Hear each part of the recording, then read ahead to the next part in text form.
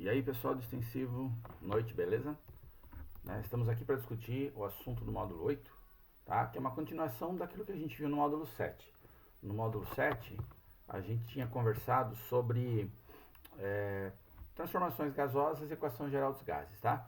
O que a gente vai fazer aqui é continuar discutindo esse assunto só com exercício. Mas para isso eu optei para a gente fazer uma recordaçãozinha básica aqui, ó, tá? Pra gente fazer uma recordaçãozinha. O que a gente discutiu de teoria na semana passada nesse módulo? A gente falou da equação de Clapeyron, tá? Que relaciona a pressão, volume e temperatura para um dado número de mols de um gás. Tá? Então ela é uma equação de estado, ela fala pra gente como que o cara tá naquele ponto, tá? Naquele trio de pressão, volume e temperatura. Deixa eu arrumar um pouquinho essa minha tela aqui, ó. Aí, ó, talvez fique melhor. E aí a gente falou o seguinte, quando eu tenho uma transformação gasosa, o que é uma transformação gasosa? É quando a gente vai lá e altera uma dessas variáveis de estado, mantendo o número de mols constante. O PV sobre T, né, produto PV sobre T, vai ser constante para o nosso problema, sempre vai dar o mesmo resultado. Então, a gente escreveu P1V1T1 igual a P2V2T2. Pivete povotó, pivete pervertido, sei lá como a gente pode escrever isso aqui, tá? Então, essa é a lei geral, e aí a gente tem três tipos de transformações que a gente tem que guardar os nomes e as suas características. Por exemplo, uma transformação isotérmica, iso é igual, térmica que a temperatura é constante, então T1 e T2 seriam iguais, a gente ó, simplifica, fica P1V1 igual a P2V2. Isobárica, bar é uma unidade de pressão, tá?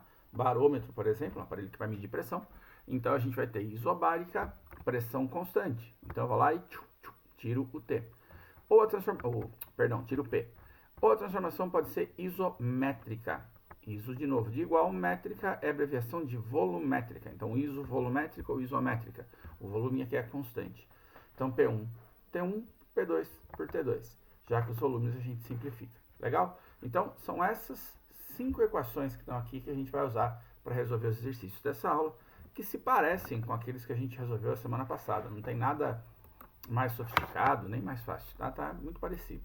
Então, lá no seu caderno 2, página 15, você vai ter uma questão que ele fala assim. O acetileno, C2H2, gás utilizado em maçaricos, é vendido em cilindros preenchidos por uma massa porosa, onde o gás fica disperso, para que sua instabilidade diminua. Considere que a constante universal dos gases seja 0,08 atm vezes litro, mol a menos 1, Kelvin a menos 1. Quer dizer, atm vezes litro dividido por mol vezes Kelvin, tá?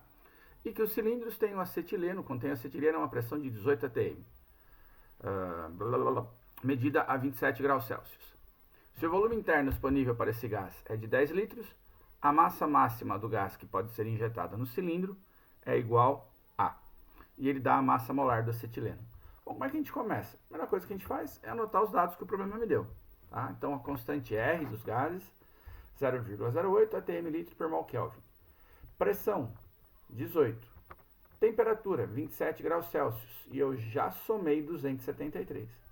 Tá? A gente não pode esquecer que temperatura tem que ser medida em Kelvin quando a gente está discutindo gases. Tá? Não posso trabalhar com Celsius. Então já somei 273. Volume é 10 litros. Eu quero a massa do gás, sabendo que a massa molar é de 26 gramas por litro. Beleza? E aí? PV igual a nRT. Observe, mas isso aqui é a massa, aí não tem massa. Mas se eu descubro o número de mols, eu sei que o número de mols é a massa dividido pela massa molar. A gente mata a questão. Então, PV igual a nRT. Pobre verdão não resiste ao timão. Né? Uma das possibilidades de frase, tem várias, a gente conversou semana passada aí. Pressão, 18, vezes volume, que é 10. Professor, posso usar o 18 e 10? Então, outra vez, se você não lembrar disso, dá uma retomada no videozinho da semana passada. Tá? 18 está em ATM, né? O 10 está em litros. Se eu estou usando ATM litro, a minha constante está em ATM litro, tudo bem. O que eu não poderia fazer era usar ATM litro se aqui a minha constante fosse 8,3 joule por mol Kelvin. Eu não podia. Mas as unidades são coerentes. Então, ATM com ATM, litro com litro, show de bola. Então, 18 vezes 10 igual a N, que a gente quer descobrir, vezes 0,08, constante dos gases, vezes a temperatura, 300 Kelvin. 18 vezes 10, 180. E 0,08 vezes 300, 24. O N sozinho, então, ó, manda 24 dividindo, é 180 dividido por 24. e isso dá 7,5 mols. Joia? Então tem 7,5 mols de gás dentro desse cilindro de maçarico. Isso corresponde a quanto de massa? Bom, definição de massa é de número de mols. A massa dividido pela massa molar. N igual a M sobre a mão. 7,5 igual a massa de gás lá dentro dividido por 26 gramas. Passo 26 multiplicando, 26 vezes 7,5, 195 gramas. Tá? Essa quantidade de gás que eu tenho dentro desse recipiente, dentro desse cilindro de maçarico. Tá? 195 gramas, letra C. Beleza? Tranquilo? Por que a gente aplicou, então, a equação de Clapeyron, PV igual a nRT? Porque eu tenho um estado do gás. Joia? Vamos continuar. Então tá aí na sua tela agora, questão número 2, tá? Da Santa Casa. Ele fala assim, ó, na lata de um desodorante do tipo spray, há as seguintes advertências. Não coloque essa embalagem no fogo ou no incinerador.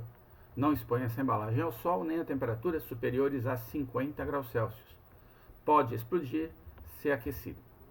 A razão da possível explosão é o aumento da pressão a qual fica sujeito o conteúdo da lata devido ao aquecimento.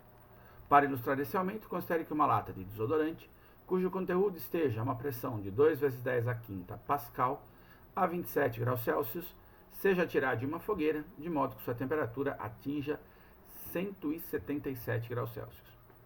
Considerando-se que o volume da lata seja constante e que seu conteúdo seja um gás ideal, a pressão a qual esse gás fica submetido, devido a esse aquecimento, sofre um aumento de... Beleza? Então ele quer saber quanto que aumentou a pressão no interior da latinha de spray de desodorante. Como é que a gente faz isso? Primeiro anota os dados, tá? Vamos anotar os nossos dados aqui. O que eu sei? Que a pressão 1 é 2 vezes 10 a quinta pascal, primeiro valor que a gente tem, e a temperatura era de 27.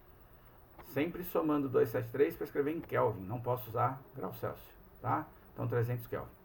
E aí eu vou aquecer esse gás até 177, somo 273, 450 Kelvin ao total, e eu quero saber a pressão 2, beleza? O volume é constante. A gente conversou sobre isso, e eu falei para você, o volume de um gás é sempre o volume do recipiente onde ele está contido, né? O recipiente onde o gás foi colocado. Se essa latinha ela é maciça e ela não é elástica ou não tem partes móveis, o volume é constante. Ele dizia isso aí no texto para a gente. Se o volume é constante, a gente vai ter uma transformação chamada de isométrica. E aí eu posso aplicar essa relação. P1 sobre T1 igual a P2 sobre T2. Tá? O produto PV sobre T é constante, mas o V é igual, eu tiro o V. Então P1 sobre T1 igual a P2 sobre T2. Pressão 1, 2 vezes 10 a quinta, está aqui, pela temperatura 1, 300, igual a pressão 2 que eu quero saber, por 400. Multipliquei em cruz aqui, ó. Antes de eu multiplicar em cruz, eu simplifiquei o 450 por 300, tá? Cortei um zero com o outro, ficou 30 e 45. Eu dividi os dois aqui por 30 e daria 1,5.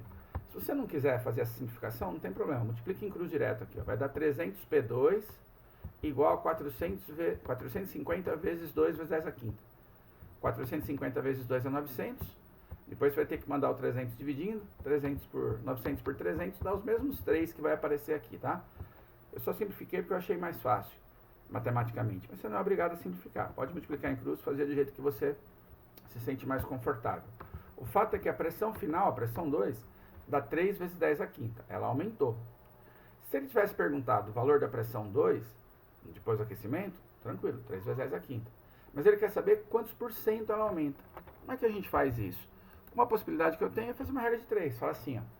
2 vezes 10 a quinta pascal equivale a 100%. 3 vezes 10 a quinta vai valer x. Esse x vai ser mais que 100%. Ué, o quanto é a mais que 100% é o tanto que aumentou, tá? É o tanto de porcentagem que eu tive de acréscimo. Então, ali, ó. Multiplique em cruz. 2 vezes... x vezes 2 vezes 10 a quinta igual a 3 vezes 10 a quinta vezes 100%. 10 a quinta dos dois lados eu já cancelei. Eu nem pus. Tá? Se quiser colocar, põe, depois você corta os dois. Então, 2 vezes x é igual a 3 vezes 100%. 3 vezes 100%, 300%, dividido por 2. Meu x vale 150%. Então, essa pressão, ela equivale a 150% da inicial. Ué, se eu tinha 100% no início e agora eu tenho 150%, eu tive um aumento de 50%.